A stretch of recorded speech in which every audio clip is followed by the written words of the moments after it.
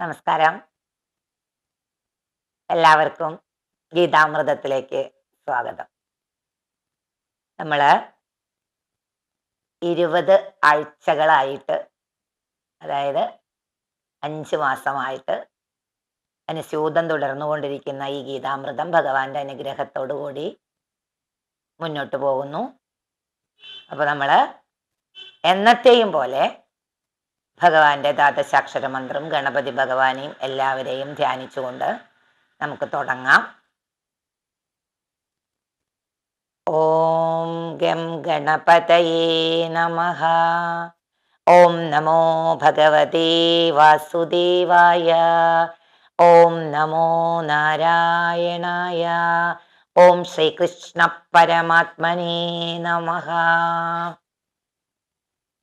എല്ലാവരും ഇപ്പൊ കൂടുതൽ ആൾക്കാര്, ജനങ്ങള്, കൂടുതൽ സ്ത്രീജനങ്ങളാണ്. അവരിത് ഗീത വെച്ച് വായിച്ച് പഠിക്കാൻ തുടങ്ങി എന്ന് പറഞ്ഞ് കേട്ടതിൽ വളരെ സന്തോഷം.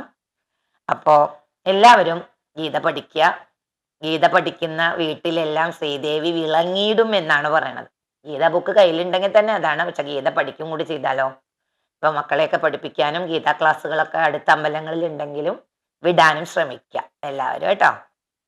അപ്പോ നമ്മള് കഴിഞ്ഞ ക്ലാസ്സിൽ പറഞ്ഞു നിർത്തിയത് അർജുന വിഷാദ യോഗം കഴിഞ്ഞ് നമ്മള് രണ്ടാമത്തെ അധ്യായമായ സാഖ്യയോഗമാണ് പഠിപ്പിച്ചിരിക്കുന്നത്. ആ സാഖ്യയോഗത്തിലെ 17 ശ്ലോകങ്ങളാണ് നമ്മൾ നിർത്തിയിരുന്നത്.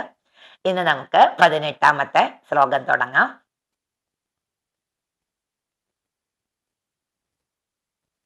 ഇത് മുഴുവനും ഭഗവാനും അർജുനനും കൂടിയുള്ള സംവാദമാണ്. ഇപ്പൊ കൃഷ്ണൻ പറഞ്ഞുകൊണ്ടിരിക്കുന്ന ശ്ലോകങ്ങളാണ്. ഭഗവാൻ കൃഷ്ണൻ അർജുനനോട് പറയുന്നതാണ്. 18ാമത്തതും കൃഷ്ണൻ തന്നെ, ശ്രീകൃഷ്ണ ഭഗവാൻ തന്നെയാണ് പറയുന്നത്. എന്താ പറയുന്നത്? അന്ധവന്ത ഇമേ ദേഹാഃ നിത്യസ്യുക്താ ശരീരിണഃ അനാശിനോ അപ്രമേയസ്യ തസ്മാദ്യുധ്യസ്വ ഭാരത. ഭഗവാൻ ഇങ്ങനെ പറയണ കേട്ടോ അർജുനനോട്. എന്താ പറയുന്നത്? എന്താ പറഞ്ഞിട്ടുണ്ടായിരുന്ന? നീ എന്തിനാണ് ദേഹത്തെ പറ്റി ചിന്തിക്കുന്നത് അർജുന? നീ നിന്റെ ഗുരുജനങ്ങളെ കൊല്ലുന്നു, ബന്ധുക്കളെ കൊല്ലുന്നു. അവരുടെ ദേഹം ഒന്നും നശിക്കുന്നില്ലല്ലോ. ദേഹം നശിച്ചാലും ആത്മാവ് നശിക്കുന്നില്ലല്ലോ. അപ്പൊ പിന്നെ എന്തിനാ നീ അങ്ങനെ പറഞ്ഞുകൊണ്ടിരിക്കുക. അപ്പൊ ഇതിലെന്താ പറയുന്നത്? അദ്ദേഹം അന്ധവന്ത ഇമേ ദേഹാഹ നിത്യസോക്താ ശരീരിണ പറഞ്ഞ നിത്യനും നാശമില്ലാത്തവനും അറിയപ്പെടുവാൻ കഴിയാത്തവനുമായ ആത്മാവ് കുടികൊള്ളുന്ന ഈ ദേഹം, നമ്മുടെയൊക്കെ ഈ ദേഹത്തിൽ ആത്മാവുണ്ടല്ലേ, ഈ ദേഹം എന്താണ്? നാശമുള്ളവയാണ്. ദേഹം നശിച്ചു പോവും. അപ്പൊ അത് യുദ്ധം ചെയ്താലും മരിച്ചു പോയാലും ദേഹം ഉണ്ടാവില്ല. അത് ശരിയാണ്. ദേഹാഭിമാനം ഉണ്ടെങ്കിൽ, ആ അഭിമാന ബോധത്തിലാണെങ്കിൽ നമുക്ക് നിനക്ക് യുദ്ധം ചെയ്യാൻ കഴിയില്ല. അപ്പോ ഈ ആത്മാവിന് നാശരഹിതനായതുകൊണ്ട് ദേഹം നാശമുള്ളവയാണ് എന്ന് പറയപ്പെട്ടിട്ടുണ്ട്. അതുകൊണ്ട് അർജുന, നീ വിഷമിക്കേ വേണ്ട. ദേഹം നശിച്ചു പോക്കോട്ടെ, ദേഹത്തിനുള്ളിലുള്ള ആത്മാവ് നശിക്കുന്നില്ല ഭരത എന്ന് പറയാണ് അർജുനനോട് അദ്ദേഹം ഈ 18ാമത്തെ ശ്ലോകത്തില്. അതുകൊണ്ട് നീ ധൈര്യമായിട്ട് യുദ്ധം ചെയ്താലും എന്ന് പറയാണ്. 18ാമത്തെ അധ്യായത്തിൽ പറയുമ്പോൾ 18ാമത്തെ ശ്ലോകം, അതുകൊണ്ട് 19ാമത്തെ ശ്ലോകം എന്താ അദ്ദേഹം പറയുന്നത്? കൃഷ്ണ ഭഗവാൻ വീണ്ടും പറയാണ്, യ ഏനം വേത്തി ഹന്താരം യശ്ചൈനം മന്യദേഹദം ഉഭൗ തൗ ന വിജാനീതോ നായം ഹന്തി ന ഹന്യതേ. എന്താ പറയുന്നത്? ഏതൊരാൾ ഈ ആത്മാവിനെ കൊല്ലുന്നവനായി കരുതുന്നുവോ, അതായത് മൂഢന്മാരുടെ വിചാരം എന്താണ്? മരിച്ചു കഴിഞ്ഞാല് എല്ലാം കഴിഞ്ഞു അല്ലെ? മൂഢാത്മാക്കളുടെ വിചാരം അതാണത്രേ. പക്ഷെ അങ്ങനെയല്ല അത്രേ. നമ്മുടെ മരണം സംഭവിക്കുമ്പോൾ, അതുകൊണ്ടാണ് നമ്മൾ പറയുന്നത് 15-16 ദിവസം ആത്മാവ് ആ വീട്ടിലോട് ചേർന്ന് തന്നെ നടക്കുമെന്ന് പറയുന്നത്. അതുകൊണ്ടാണ് ആത്മാവ് ശരീരമേ കൊണ്ട് കത്തിക്കുകയോ ദഹിപ്പിക്കുകയോ കുഴിച്ചിടുകയോ ഒക്കെ ചെയ്യുള്ളൂ. ആത്മാവ് പോയിട്ടില്ല എന്ന് പറഞ്ഞത്. അതുകൊണ്ടാണ് നമ്മൾ ആ കർമ്മങ്ങളെല്ലാം ചെയ്ത് ആത്മാവിനെ നല്ല രീതിയിൽ, ആത്മാവ് വേറൊരു ശരീരത്തിലോ അല്ലെങ്കിൽ ആത്മാവിന് പുനർജന്മം ഇല്ലാതിരിക്കുക, അതിനെല്ലാം വേണ്ടിയിട്ട് നമ്മൾ ക്രിയകൾ ചെയ്യുന്നത്. അപ്പൊ നമ്മൾ ചോദിക്കുക എന്തിനാ ഈ ക്രിയ ചെയ്യുന്നത്? അതൊക്കെയാണ് ആ ഒരു ക്രിയാദികളുടെ ഒരു ഫലം എന്ന് പറയുന്നത്. ആ ആത്മാവ് ഇങ്ങനെ ചുറ്റിപ്പറ്റി നടക്കൂത്രേ നമ്മുടെ ആ വീട്ടിൽ. അപ്പൊ അതുകൊണ്ടാണ് നമ്മൾ അവരെ നല്ല രീതിയിൽ അവർക്ക് വെള്ളം കൊടുത്തും അവർക്ക് പൂവും വെള്ളവും കൊടുത്തും നമ്മൾ അതിനെ 16 കഴിഞ്ഞ് നമ്മൾ ആ പെല പോണം എന്നൊക്കെ പറയില്ലേ, അതൊക്കെയാണ് അതിന്റെ ആന്തരാർത്ഥം. അപ്പൊ അദ്ദേഹം പറയണ ഏനം വേറ്റി ഹന്താരം, ഏതൊരാൾ ഈ ആത്മാവിനെ കൊല്ലുന്നവനായി കരുതുന്നുവോ, ചൈനം മന്യതേ ഹതം, ഏതൊരാൾ ഈ ആത്മാവിനെ കൊല്ലപ്പെട്ടവനായി കരുതുന്നുവോ, കൊല്ലുന്നവനും കൊല്ലപ്പെട്ടവനുമായി കരുതുന്നു. അതാണ് ഉഭൗ തൗന വിജാനീതോ, എന്താണ് ആ രണ്ടു പേരും, ഈ കൊല്ലുന്നവനും കൊല്ലപ്പെടുന്നവനും കരുതുന്നു ആ ഉഭൗമ, ആ രണ്ടു പേരും പരത്മതത്വം അറിയുന്നില്ല. അതാണ് ഉഭൗന തൗന വിജാനീതോ നായം ഹന്തിന ഹന്യതേ, എന്താണ് ആത്മാവ് ആരെയും കൊല്ലുന്നില്ല, ആരാലും കൊല്ലപ്പെടുന്നുമില്ല. അപ്പൊ നമ്മൾ പറയും മരിച്ചു കഴിഞ്ഞാൽ ആത്മാവ് പ്രേതാത്മാവ് നടക്കുന്നു അല്ലേ, പ്രേതം വന്ന് നമ്മ ഒന്നും ചെയ്യില്ല എന്നാ പറയുന്ന ആത്മാവ്. ആത്മാവിന്റെ അതുകൊണ്ടാണ് ഞാൻ എൻ്റെ എല്ലാ ക്ലാസ്സുകളിലും പറഞ്ഞു കൊടുക്കാറുള്ളതും ഇപ്പൊ നിങ്ങൾക്ക് പറഞ്ഞു തരുന്നതുമായ ഒരു കാര്യമാണ്. നമ്മുടെ ആരെങ്കിലും അച്ഛനോ അമ്മയോ അമ്മൂമ്മയോ മുത്തശ്ശനോ നമ്മുടെ പൂർവികന്മാർക്ക് വേണ്ടിയിട്ട് നമ്മൾ കൊല്ലത്തിൽ ശാർദം ഒക്കെ ചെയ്യില്ലേ നമ്മൾ, അതിന് പകരം നമ്മൾ എന്ത് ചെയ്യണം, അപ്പൊ അവരെന്നെ കാത്തിരിക്കുകയാണ് അത്രേ, ഒരു വർഷം കൊണ്ട് ഇവരുടെ നിന്ന് നമുക്ക് കിട്ടുള്ളൂ അല്ലേ വെള്ളം കിട്ടുക. അതുകൊണ്ടാണ് നമ്മൾ വർഷത്തിലുള്ള ശാർദം മുടക്കരുത് എന്ന് പറയുന്നത്. അപ്പോൾ നമ്മള് നമ്മുടെ ഡോക്ടർ എൻ ഗോപാലകൃഷ്ണൻ സാർ, അദ്ദേഹം മരിച്ചുപോയി. അദ്ദേഹം മരിച്ചുപോയാലും അദ്ദേഹം ചെയ്ത ആ പ്രസംഗങ്ങൾ എല്ലാവർക്കും ഓർമ്മയുണ്ടാവും. അപ്പൊ അദ്ദേഹത്തിന്റെ ഒരു പ്രസംഗത്തിൽ ഞാൻ കേട്ട് അത് എൻ്റെ ജീവിതത്തിൽ ശീലമാക്കിയ ഒരു കാര്യമാണ്. നിങ്ങൾക്കും ഞാൻ എൻ്റെ എല്ലാ ക്ലാസ്സിലുള്ളവർക്കും പറഞ്ഞു കൊടുക്കാറുണ്ട്. അതായത് നമ്മൾ എന്ത് ചെയ്യണം എന്ന് വെച്ചാൽ, നമ്മൾ ദിവസവും കുളി കഴിഞ്ഞു കഴിഞ്ഞാൽ, ബാത്റൂമിലാ കുളിക്കണമെങ്കിലും കുളത്തിൽ പോയിട്ടാ പുഴയിലെ കുളിക്കണമെങ്കിലും, കുളി കഴിഞ്ഞു കഴിഞ്ഞാൽ നമ്മൾ തോർത്തലും എല്ലാം കഴിഞ്ഞു കഴിഞ്ഞാൽ എന്ത് ചെയ്യണം, തെക്കോട്ടേക്ക് നോക്കിയിട്ട് കുറച്ച് വെള്ളം എടുക്കുക കയ്യിൽ.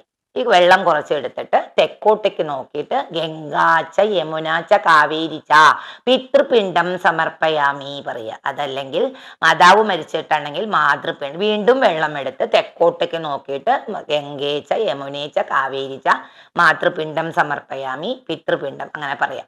അച്ഛനും അമ്മയും മരിച്ചവരാണെങ്കിൽ രണ്ടുപേർക്കും സമർപ്പിക്കുക. അപ്പൊ എന്താണെന്നറിയോ അതില് അദ്ദേഹം പറയുന്ന ഒരു ന്യായം എന്താണെന്ന് വെച്ചാല്, എല്ലാ ദിവസവും നമ്മൾ നമ്മുടെ അച്ഛനെയും അമ്മയും മരിച്ചുപോയവരെ നമ്മൾ ഓർമ്മിക്കുന്നു, അതിൽ അവര് തൃപ്തരാവൂത്രേ.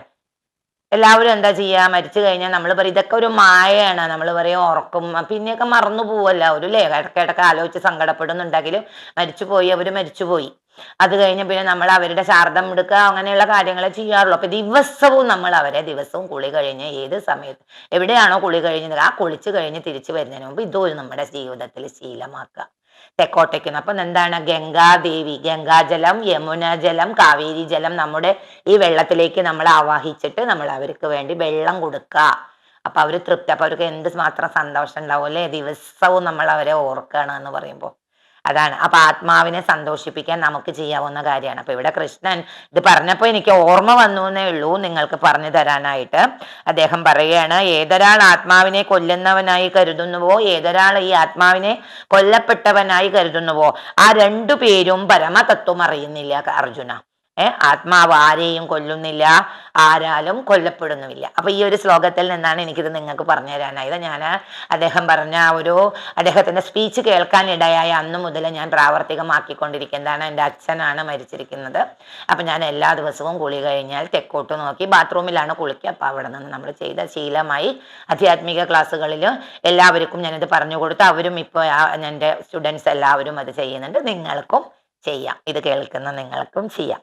അപ്പോ അദ്ദേഹം 20ാമത്തെ ശ്ലോകത്തില് അർജുനനോട് വീണ്ടും പറയാണ്, ന ജായതേ മ്രിയതേ വാ കദാചിത് നായം ഭൂത്വാ ഭവിതാ വാ ന ഭൂയഃ അജോ നിത്യശാശ്വതോയം പുരാണം ഹന്യത്തെ ഹന്യമാനേ ശരീരേ.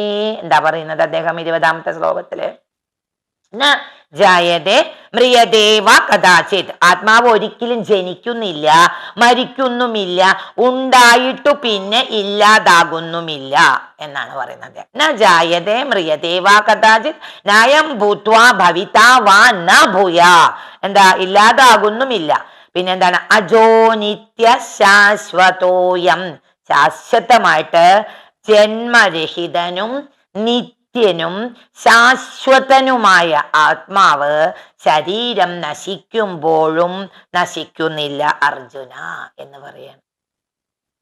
ഇത് മനസ്സിലാക്കാൻ വേണ്ടിയിട്ട് വലിയ പാണ്ഡിത്യമോ പഠിപ്പോ ഒന്നും വേണ്ട. അത് പറയുന്നത് അദ്ദേഹം അർജുനന് പറഞ്ഞു കൊടുക്കുന്ന ഗീതോപദേശം കേട്ട് കഴിഞ്ഞാൽ നമുക്കും നമ്മുടെ അച്ഛനും അമ്മയും നമ്മുടെ പൂർവികരും മരിച്ച് നമ്മൾ ഭർത്താവ് ഭാര്യ കുടുംബം കുട്ടികളൊക്കെ ആയിട്ട് ഇരിക്കുന്ന സമയത്ത് നമുക്ക് മനസ്സിലാവും അവരുടെ ആ ഒരു അനുഗ്രഹം നമുക്ക് ഉണ്ടാവും.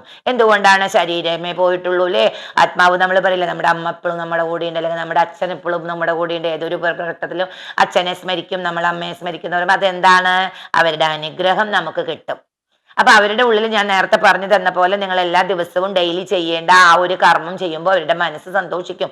അവരുടെ പൂർവികർ എന്താ, നമ്മുടെ മക്കളെ കൊല്ലത്തിൽ ഒരിക്കലല്ല നമുക്ക് വേണ്ടി വെള്ളവും എന്താ ഭക്ഷണം മഞ്ഞും അറ്റും പറ്റും നമ്മൾ പറയില്ല, നമ്മളെ ഈ എന്താ പറയാ തിലം വെച്ചാൽ എന്താണ്, എള്ള് പൊതിഞ്ഞ ഭക്ഷണം, അതായത് പച്ചരി ചോറിൽ വെച്ച് കൊടുക്കുമല്ലോ. അപ്പൊ അത് കൊല്ലത്തിൽ ഒരിക്കലാണ് ചെയ്യുക. അപ്പൊ നമ്മൾ ഈ വെള്ളം ദിവസവും എടുത്തു കൊടുക്കുമ്പോൾ വെള്ളം കൊടുക്കാൻ അവരെ നമ്മൾ ഓർമ്മിക്കുന്നു എന്നുള്ള ആ ഒരു സനാതന ധർമ്മം കൂടി നമ്മൾ ഡെയിലി പ്രാക്ടീസ് ആക്കുക. അപ്പൊ ഒരു ഹിന്ദു ആയി ജനിച്ചു കഴിഞ്ഞാൽ എന്തൊക്കെ കാലത്ത് എണീച്ച ചെയ്യണം എന്നുള്ള കാര്യങ്ങളെല്ലാം ഞാൻ എൻ്റെ ക്ലാസ്സിൽ പറഞ്ഞു കൊടുക്കാറ്. നമ്മുടെ ഈ ഗീത ക്ലാസ്സിലൂടെ നിങ്ങൾക്കും ഞാൻ അത് പറഞ്ഞുകൊണ്ട് വരാം. അതുകൂടാതെ തന്നെ ഇപ്പോൾ എല്ലാവരുടെയും നിർബന്ധ പ്രകാരം ഇപ്പോൾ ഞാൻ ഓരോ റീൽസ് ഇടുന്നുണ്ട്. അതായത് കുട്ടികളെ പഠിപ്പിക്കാനുള്ള വിദ്യാരാജഗോപാല മന്ത്രം, അതുപോലെ കുട്ടികൾക്ക് ഗണപതി മന്ത്രം, നിസ്സാരമായ 4 വരി നാമങ്ങളാണ് പറഞ്ഞു കൊടുക്കുന്നത്. അപ്പൊ അത് പേഴ്സണലി കുറേ പേർക്ക് അയച്ചു കൊടുത്തപ്പോഴാണ് ഞാൻ അതിന്റെ ബുദ്ധിമുട്ട് മനസ്സിലായത്. വാട്സപ്പിൽ 4 വരി ടൈപ്പ് ചെയ്തിടുക, അതിന്റെ അർത്ഥം പറഞ്ഞു കൊടുക്കുക, അതെങ്ങനെയാ ചൊല്ലുക. അപ്പൊ അത് അതിന് പകരം ഞാൻ 1-1.5 മിനിറ്റിന്റെ റീൽസ് ആയിട്ട് ഇപ്പൊ ഞാൻ ഫേസ്ബുക്കിൽ ഇടുന്നുണ്ട്. നിങ്ങൾ കണ്ടു നോക്കൂ, കുട്ടികളെ പഠിപ്പിച്ചു കൊടുക്കുക, എല്ലാവർക്കും ഉപകാരപ്പെടും.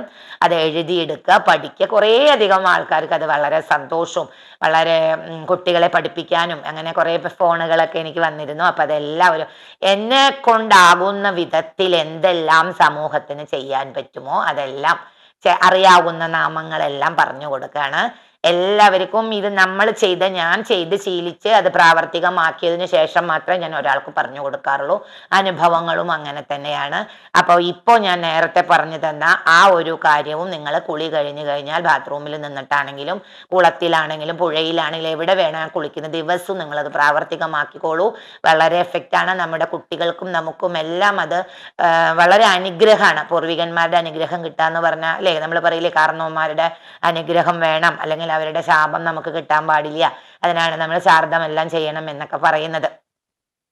അപ്പോ 20ാമത്തെ ശ്ലോകത്തില് ഭഗവാൻ പറഞ്ഞു കൊടുത്തു, ന ജായതേ മ്രിയതേ വാ കഥാചിത് നായം ഭൂത്വാ ഭവിത വാ നഭൂയഃ. വീണ്ടും ഉണ്ടാകുന്നില്ല അല്ലെ, ജന്മരഹിതനും നിത്യനും നിത്യ ശാശ്വതോയം പുരാണം ന ഹന്യതേ ഹന്യമാനേ ശരീരേ. എന്താണ്? നിത്യനും ശാശ്വതനുമായ ആത്മാവ് ശരീരം നശിക്കുമ്പോഴും നശിക്കുന്നില്ല അർജുന. നീ എന്തിനാ വിഷമിക്കണേ? ഭീഷ്മ പിതാമഹൻ മരിച്ചാൽ അദ്ദേഹത്തിന്റെ ആത്മാവ് വേറൊരു ശരീരത്തിൽ പോയി ജനിക്കും. അതുപോലെ ദ്രോണാചാര്യ, അതിന്റെ വല്യച്ഛന്റെ മക്കൾ, അതിന്റെ ചേട്ടന്മാർ, അവരൊക്കെ അവരുടെ ശരീരം നശിക്കുന്നുള്ളതുകൊണ്ട് നീ വിഷമിക്കേണ്ട, നീ ധൈര്യമായിട്ട് യുദ്ധം ചെയ്തോന്ന് ഇങ്ങനെ ശ്ലോകങ്ങളിലൂടെ പറഞ്ഞു കൊടുക്കുകയാണ്.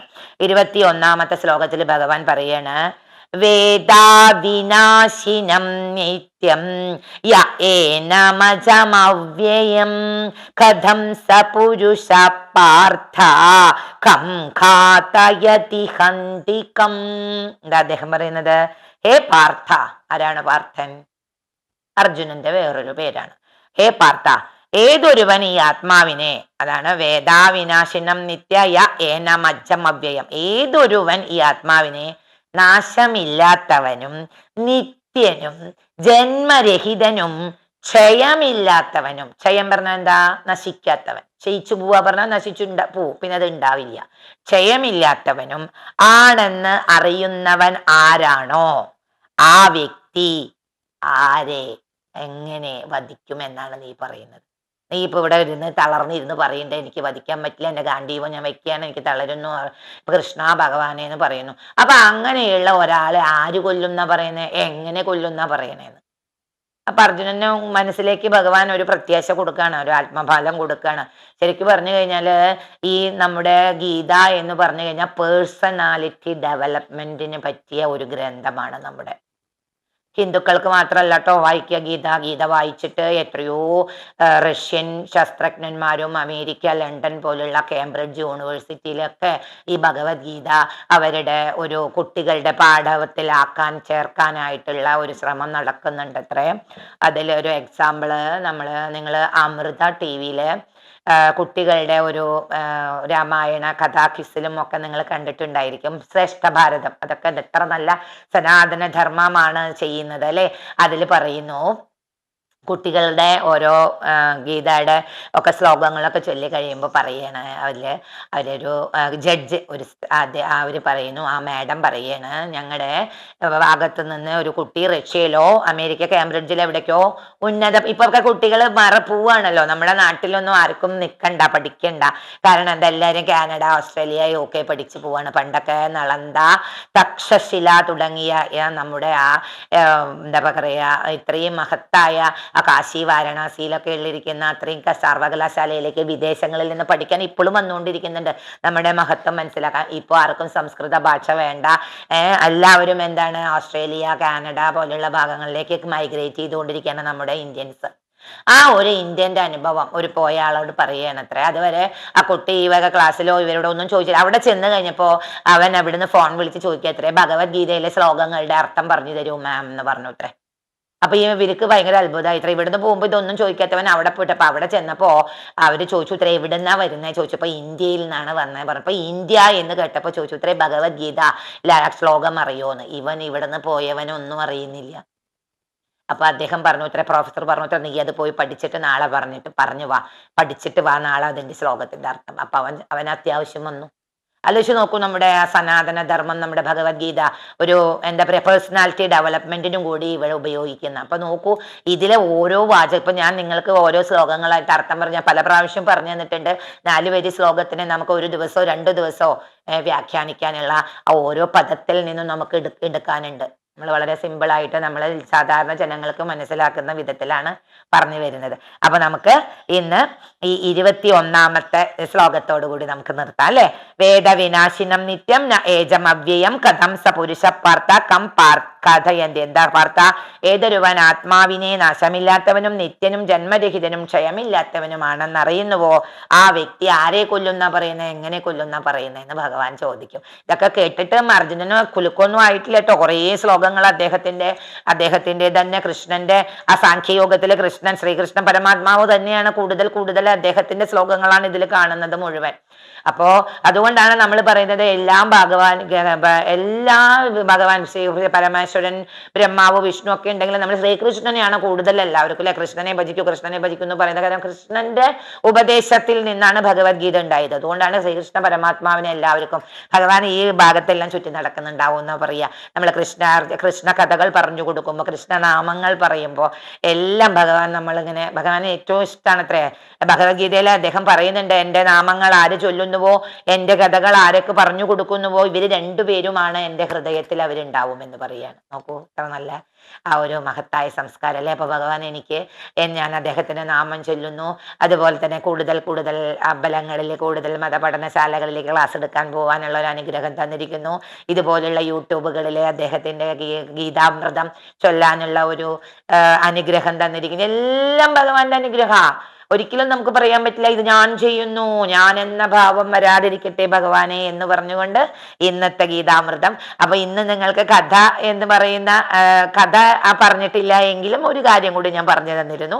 അപ്പൊ അത് ഇന്നത്തെ ഇതിൽ ഉൾപ്പെടുത്തിക്കോളൂ. അപ്പൊ ഇന്നത്തെ ഗീത ഇവിടെ ഭഗവാന്റെ തൃപ്പാദങ്ങളിൽ സമർപ്പിച്ചുകൊണ്ട് ഇന്നത്തെ ഈ 20 നമ്മൾ 16, 17 ആണ്, 21ാമത്തെ ശ്ലോകത്തോടു കൂടി അവസാനിപ്പിക്കുന്നു. എല്ലാവർക്കും നമസ്കാരം.